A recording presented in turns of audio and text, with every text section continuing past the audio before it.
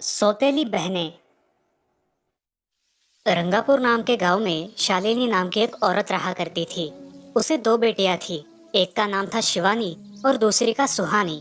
शिवानी जब छोटी थी तब उसकी माँ गुजर गई थी, जिसके कारण उसके पिता रघु ने दूसरी शादी कर ली। मगर उनका भी कुछ सालों में बीमारी की वजह से देहांत हो गया और इसी वजह से शिवानी के मन में उसकी माँ और बहन के प्रति प्रेम उत्पन्न नहीं हो पाया। शिवानी और सुहानी में हमेशा झगड़ा हुआ करता था। दोनों भी बहनें एक दूसरे से कभी प्यार से बात नहीं करती थी। शालिनी ये सब देख बड़ी चिंता में रहा करती थी। ऐसे ही एक दिन शिवानी सुहानी, चलो आ जाओ, खाना खा लो। हाँ माँ आई। हाँ माँ, मैं भी आई। ऐसा कहकर दोनों बेटियां वहां आ जाती है और देखती है तो उनकी माँ ने उन दोनों के लिए गाजर का हलवा बनाया था। वो देख सुहानी और शिवानी बहुत खुश हो जाती है। माँ, तुमने ये हलवा मेरे लिए बनाया है? मुझे बहुत पसंद है। मुझे पता है कि मेरी दोनों बेटियों को हलवा कितना पसंद है, इसीलिए तो मैंने तुम दोनों के लिए हलवा बनाया है। और मेरे लिए माँ? अरे हाँ बेटी, मैंने तुम्हारे लिए भी बनाया है। चलो अब जल्दी से खा लो, तुम दोनों को कॉलेज भी तो जाना है ना? जी माँ, मैं ये कटोरी ले लूँ? मुझे जल्दी पहुँचना है कॉलेज में। हाँ ले लो। और सुहानी, तुम ये वाली कटोरी ले लो। जी माँ। दोनों भी हलवा खाती है और एक दूसरे की ओर बहुत गुस्से से देखकर वहां से चली जाती है। वो दोनों भी कॉलेज में एक साथ पढ़ा करती थी। फर्क सिर्फ इतना था कि शिवानी 3rd ईयर में थी और सुहानी 1st ईयर में। उन दोनों में 2 साल का अंतर था। फिर भी दोनों में हमेशा नोकझोंक हुआ करती थी, जैसे कि वो दोनों एक दूसरे की दुश्मन हो। ऐसे ही एक दिन दीदी, मेरे कॉलेज की ट्रिप जाने वाली है, तुम्हारी भी ट्रिप जाने वाली है क्या? हाँ, मेरी भी जाने वाली है, मगर मेरा जाने का मन नहीं है। क्यों दीदी? क्योंकि वहाँ पे तुम हो। मुझे भी कोई शौक नहीं है तुम्हारे साथ आने का, मैंने ऐसे ही पूछ लिया। मैं जा रही हूँ। शिवानी और सुहानी एक दूसरे की ओर मुंह फेरकर वहां से चली जाती है। अगले दिन दोनों भी कॉलेज में जाती है। तब उनके टीचर उनसे पूछते हैं, शिवानी, तुम कॉलेज की ट्रिप में आने वाली हो? जी सर, मैं आने वाली हूँ। ठीक है, मैं तुम्हारा नाम लिखवा देता हूँ। जी सर। ऐसा बोलकर टीचर ट्रिप के लिए जाने वाले विद्यार्थियों की लिस्ट बना लेते हैं। घर आकर शिवानी और सुहानी ये बातें अपनी माँ को बताती है। सुहानी, शिवानी, तुम दोनों ट्रिप के लिए जा रही हो, मगर वहाँ जाके झगड़ा मत करना, नहीं तो ट्रिप पे जाने की कोई जरूरत नहीं है। नहीं माँ, हम झगड़ा नहीं करेंगे। हाँ माँ, हम झगड़ा नहीं करेंगे। तो फिर ठीक है, तुम दोनों जाओ। ये लो ट्रिप के लिए पैसे, और बाकी के ये तुम्हारे पास ही रखना। माँ, हम कल जाएंगे और 2 दिन के बाद वापस आएंगे। ठीक है, चलो अब सो जाते हैं, कल तुम दोनों को निकलना है।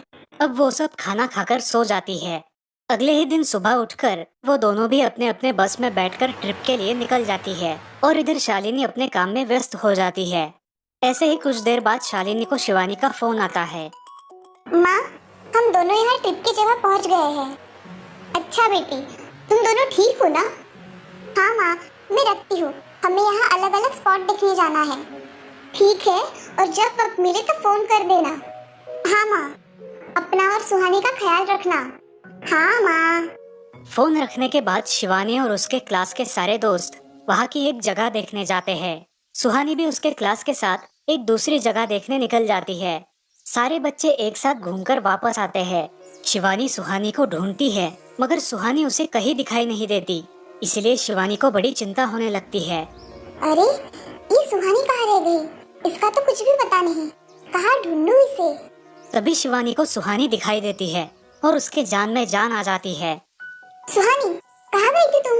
मुझे कितनी चिंता लग गई थी तुम्हारी। अरे, मैं यहाँ ही थी मेरी सहेलियों के साथ, मुझे कुछ नहीं हुआ। ऐसा बोलकर सुहानी वहाँ से चली जाती है। दूसरे दिन सब लड़के लड़कियाँ जल्दी उठकर अपनी तैयारी कर लेते हैं और पहाड़ पर जाने के लिए निकलते हैं। वो सब आज थोड़ा घूमकर शाम तक निकलने वाले थे। सब विद्यार्थी एक हिल स्टेशन देखने चले जाते हैं। शाम होने तक उस पहाड़ी का मजा उठाते हैं, लेकिन सुहानी बिना किसी को बताए उस पहाड़ी के एक अनजान हिस्से में चली जाती है। वहाँ का मनमोहक दृश्य देखते देखते गलती से उसका पैर फिसल जाता है और वो वहाँ से नीचे गिर जाती है। शाम हो जाने के कारण सभी विद्यार्थी वहाँ से निकलने लगते हैं और यहाँ सुहानी एक पेड़ के सहारे उस पहाड़ी की चोटी पर लटकी रहती है। शिवानी सभी विद्यार्थियों में अपनी बहन को ढूंढती है, लेकिन वो उसे कहीं नहीं मिलती। सुहानी को ढूंढते ढूंढते शिवानी वापस उसी पहाड़ी के पास आती है और उसे आवाज लगाती है। सुहानी, सुहानी कहाँ हो तुम? दीदी मैं यहाँ हूँ, बचाओ मुझे, मैं यहाँ हूँ। सुहानी की आवाज की ओर जाते ही उसे पता चलता है कि सुहानी पहाड़ी पर लटकी है। ये सब देखकर शिवानी बहुत घबरा जाती है। शिवानी अपनी पूरी ताकत लगाकर उसे ऊपर खींच लेती है। तुम यहाँ क्यों आई थी? अगर तुम्हें कुछ हो जाता तो मैं क्या करती? माँ को क्या जवाब देती? दीदी मेरा पैर फिसल कर मैं वहाँ गिर गई। मैंने बहुत आवाज दी मगर मेरी आवाज किसी ने नहीं सुनी। तुम ढूंढती हुई आई और मुझे बचा लिया।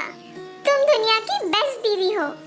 हाँ सुहानी, चलो अब घर जाने के लिए देर हो जाएगी, बस निकल जाएगी। सुहानी को ऊपर खींचते वक्त शिवानी के हाथ पर बहुत सारे जख्म हो गए थे, इसीलिए सुहानी अपनी ओढ़नी फाड़कर उसके हाथ पे बांध देती है और अब वो दोनों बस के पास चले जाते हैं। क्या हुआ है शिवानी, हाथ से खून बह रहा है तुम्हारे? कुछ नहीं सर, मैं वहाँ पे गिर गई थी, अब मैं ठीक हूँ। टीचर और सारे छात्र गाड़ी में बैठकर घर जाने के लिए निकलते हैं। घर आने के बाद शिवानी सारी हकीकत अपनी माँ को बताती है और वो सब सुनकर माँ दोनों को गले लगाकर रोने लगती है। तुम दोनों एक दूसरे के साथ होते हो इसीलिए मुझे कोई टेंशन नहीं रहता, मगर मेरी बच्चियों खुद का भी ख्याल रखा करो। उस दिन के बाद दोनों सौतेली बहनों ने अपने बीच की सब नोकझोंक बंद कर दी और हंसी खुशी सगी बहनों की तरह रहने लगी।